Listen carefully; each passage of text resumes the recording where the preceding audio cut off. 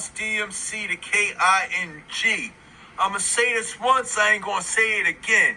DMC in the place to be, and the place for you to be is right here with Fred White. Tales from the pen. Yeah, that's it. Salute, people. We back. Fred White, Tales from the Pen. If you're new to the channel, go down and hit the subscribe button. Click the bell notification, and then click the word all. And make sure the bell is shaded in. This way, anytime I do a video, you will know about it. So today's video comes to us, man, with a heavy heart, man. So last night, about 4 something in the morning, I got in. You know, I work late. And I happened to go through the online news, the online daily news, and I went to the crime section of the New York City Daily News. And one of the first things that popped up was ex-con from Queens gunned down. So naturally, it's just, you know, my nature to go on, because sometimes I like to talk about things with you guys that maybe I have just read. So when I seen it, I clicked on it. And damn. So it was one of my boys, you know. It's on 148th Street and Rockaway Boulevard. And my boy D Block, aka Darius. You know, he was gunned down. Supposedly 2 men ran up on him and took his life in broad daylight at 1 p.m. in Queens. Don't know what it was over. Don't know, you know, anything about the particulars. That's all I know. So I text a friend of mine at almost 5 in the morning. Like, damn, look, you know, he's a mutual friend. And then he texts me back, the Hassan Campbell, another YouTuber, he spoke about the incident the other day. Something like Rest Easy D Block, and something else with Pooh Shiesty or something like that. He knew of Darius, or knew Darius, you know, through third parties. Like his cousin was like Darius's baby mother or something like that. But I seen the video. I just want to correct him. His last name was Guillebeaux. You know, he wasn't sure because of the way it was spelled, Guillebeaux, or something like that. But only that those that really know that was his name, Guillebeaux. That's how you say it, Hassan. But it was just weird when I seen it. It's just like, you know, death happens all the time, but like when it's somebody close and it's somebody that you knew.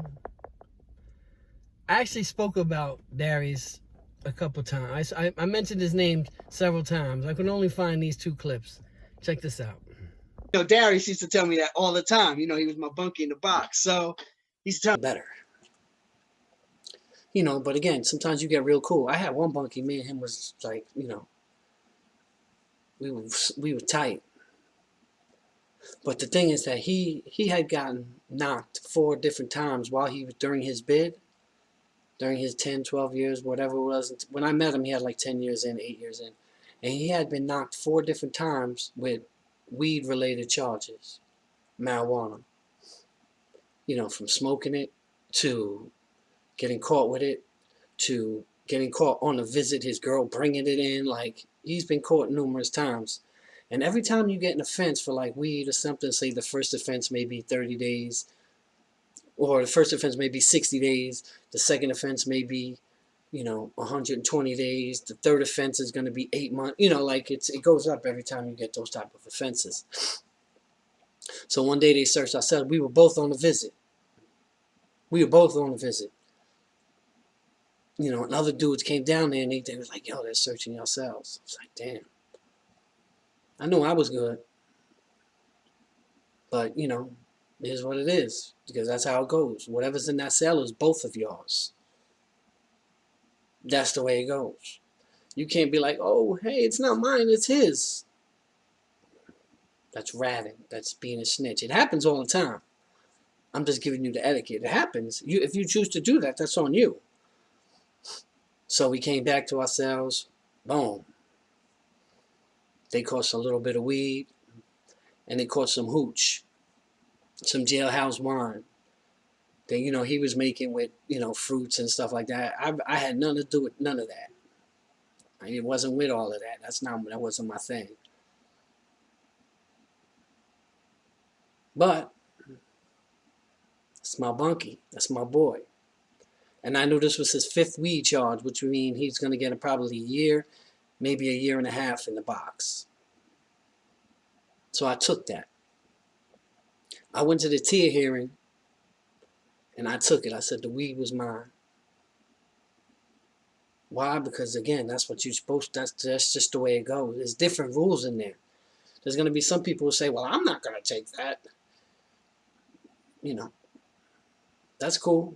But that was my boy, and I never had a weed charge or nothing. You know what I'm saying? Shout out to D-Block. Yeah.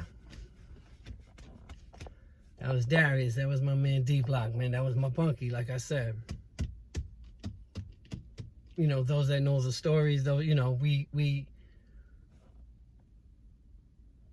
came through together. We opened up Fishkill double bunk box. Double bunk box was built, and it was a maxi max prison where you don't move anywhere, you don't go anywhere without being chained and shackled and, you know, and shuffling your feet, doing the penguin wherever you go.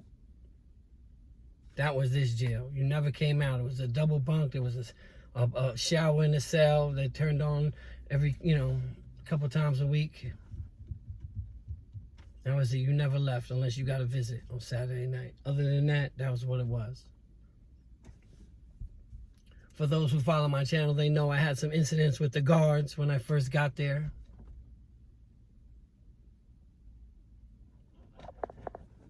And eventually, when I first got there, like I said, me and Darius, we were on the bus together. It was like 13 of us. And we opened, you know, Kristen did. So we all had our own cells, whatever.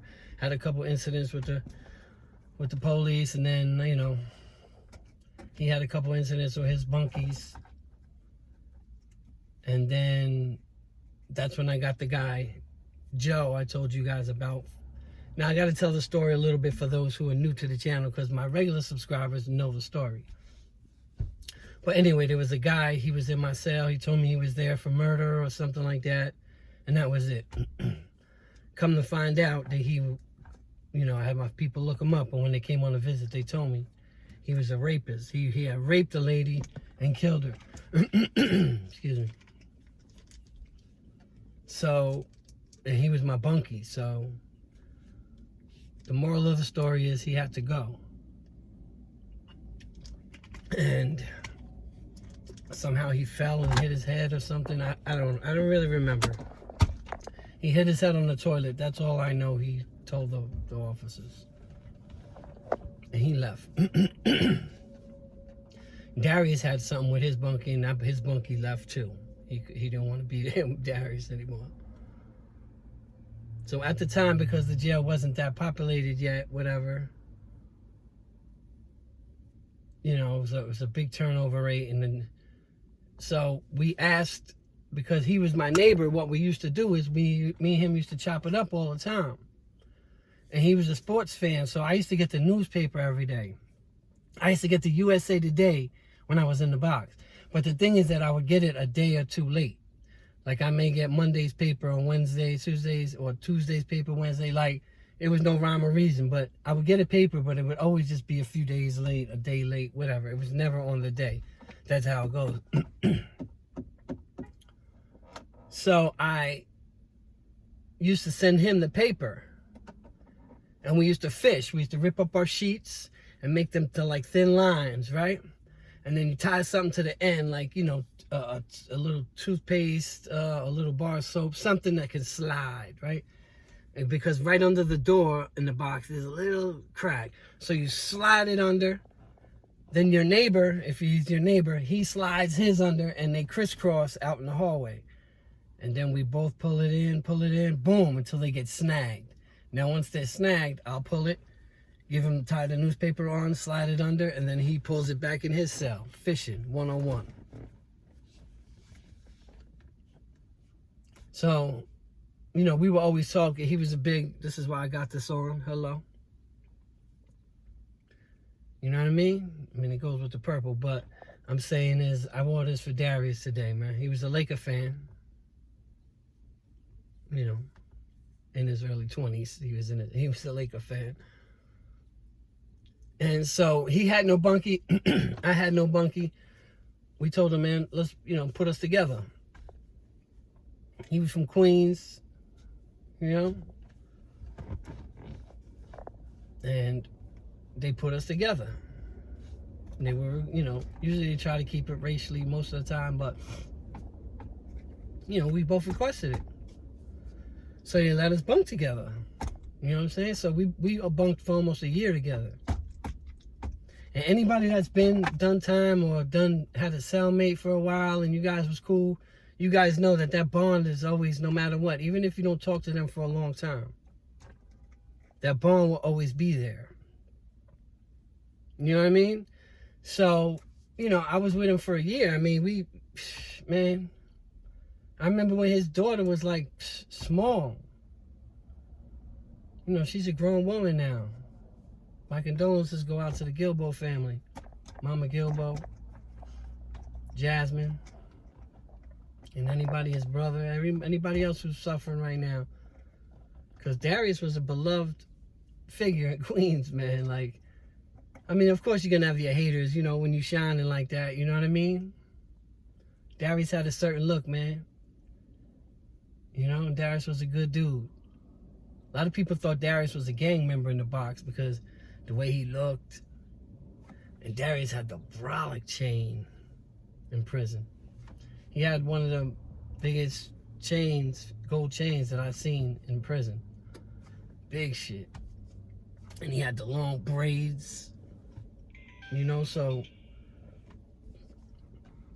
he had a certain aura about him that everyone thought he was a gang member and he wasn't. They used to try to get him too. They used to try to get him all the time. You know, like they used to, you know, be screaming, "Come on, Darius, come home. We give you your own hug." They love Darius, man. They love D-Block. You know, and he get it popping, man. You know, that's a fact. Anybody that know him know, you know what I'm saying? You're not just going to do nothing to him. That's why this was crazy how two people walked up on him and did what they did to him. He must, I don't know, man. I'm not even going to speculate. I don't know. I know he was living a certain life, you know what I mean? I know that he was in and out of prison, you know, most of his adult life. And I know one of the times he came home, I went to see him, hung out with him, went by his house, and, you know, we vibed a little bit. And he was already making moves, you know? He was already talking about going to Baltimore, you know what I'm saying? So, you know what I mean? That's who he was. He was a flashy dude, always had a nice car, always dressed nice, like, and that was his life. You know, but now as we understand, sometimes that life has consequences, you know? But it's just crazy sometimes when you see it and you read it and it's like, oh, wow, I know him. That's, you know. I would always text him, even just up until like last month. You know, he always different number, but I would always text him, "What's up? How you doing?" You know, just checking in. That's my thing. Most people know if I don't hear from you in a little while, I'll just check in. Yo, what up? I'm just checking in. You good? Yo, I'm good, Fred. And that's it, just so I know he was alive. That's it, you know? And again, you know, when you live with somebody like that and they confirm me, yeah, we had our little problems. You know what I mean? When you live with somebody in the bathroom and don't come out for a year and there's two people the size of, you know, an average bathroom, you know, that happens. But, you know, we had some good times. We used to play cards. We used to play chess. We used to work out together. We used to, you know, he called himself trying to rhyme and shit, you know what I'm saying? And we would beat on the table, go back and forth. I remember we had this shit, this is what it sounds like when thugs cry, did it. And then we was rapping, we was beating on, you know what I mean? Beating on the desk. And then, you know, we would just go back and forth. Like, that's what we did, man. You know? And it was crazy because in that story with the weed and all that I took that. You know what I mean? Because I knew he couldn't afford it. You know, again, if he would pled guilty or found guilty for that weed, he might have done 18 more months, 2 years in the box. For me, I knew the most they could give me was 60 days. It's not that serious. That's loyalty. That's what you do. That's what real people do. And the funny part about that whole situation that I didn't finish in that clip that I showed you was that he actually beat the alcohol ticket. Like, I took the weed, he took the alcohol. So that was his. And then he went in there and, oh, be careful. Oh, he went in there and he somehow got around it. Like, he asked where was it? And they said they had thrown it away. And he said, well, how do we know that was alcohol? And they said they smelled it.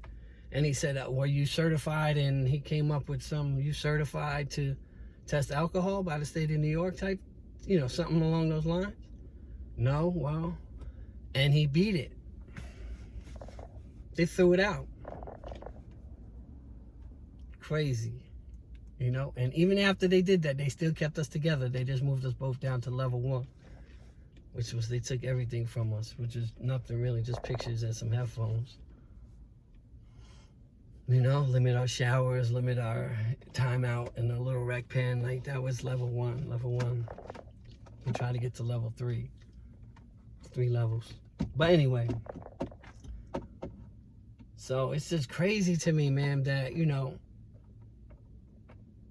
this is what I've been preaching. You know, in June became our 2-year anniversary on the internet. Salute to everybody. But this is what I've been preaching about for 2 years. This is what I've been talking about, guys. My followers, my subscribers, whatever, you guys know from the beginning. The streets don't love you. The hood doesn't love you. The streets go on with or without you. Understand that. The streets are undefeated. If you choose a lifestyle of street life, hear me, kids. If you choose a lifestyle of street life, running these streets, thinking you killer, thinking you gangster, running these streets, selling what you selling, doing what you doing, there are only 2 outcomes from that. That's it. Death or handcuffs. Coffin or casket. That's it. Those are the only 2 things that when you decided you want to be a gangster, I want to be whatever it is. I want to be a tough guy. I want to be a gangster. I want to be a killer. Those 2 things are waiting for you, for sure. There's no in between in that lifestyle. Nothing positive comes out of that. You may be doing your thing for a little while. You may be pushing a foreign. But understand that foreign comes at a cost. Understand that foreign comes with a lifestyle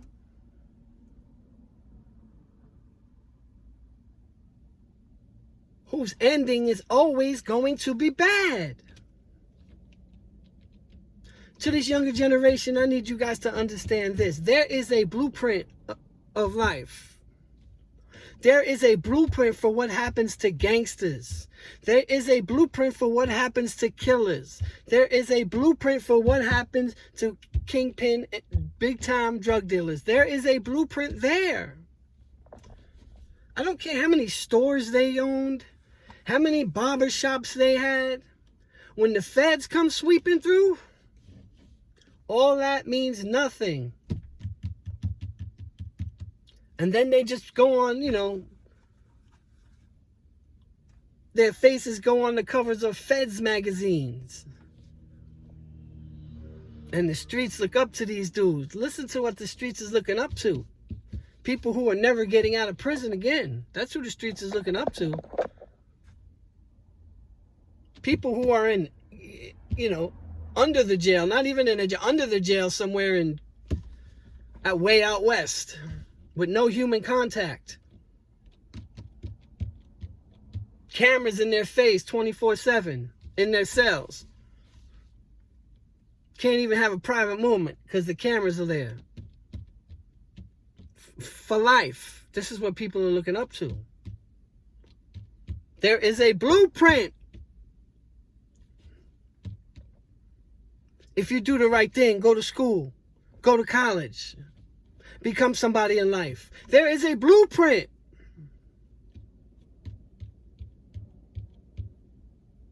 For both sides.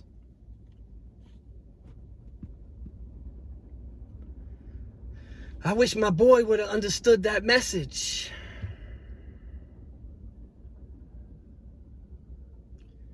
This video was tough for me, man. I made one earlier, it just didn't come out right. I didn't want to put it out. This video is tough for me, man, because again, when it's somebody you know, and I'm going to put the collage up right at the end of the video. I'm going to show some pictures of them. Somebody you know, who was beloved by so many people. Somebody you know that when you text was going to text you back. Or when you called, he would answer the phone in his nasally voice. Somebody that you know is never going to answer that phone again. Somebody that you know is never going to text you ever again. It's just not worth it. Again, kids, the streets do not love you. The hood does not love you. Please take heed and look at the blueprint. Look at the fallen soldiers around you and what everyone has in common. Everyone wants to be a killer. And even the killers have killers that want to kill them. Like, it's just a bad cycle. And we need to stop it. Again, my condolences. My condolences to Darius' family and friends. His daughter Jazz. His brothers, his mom, like everybody, man. My condolences. Again, people, you know the motto. Experience is the greatest teacher. But somebody else's experience can be just as valuable if you pay attention and listen. And on that note, people, Fred White, signing off.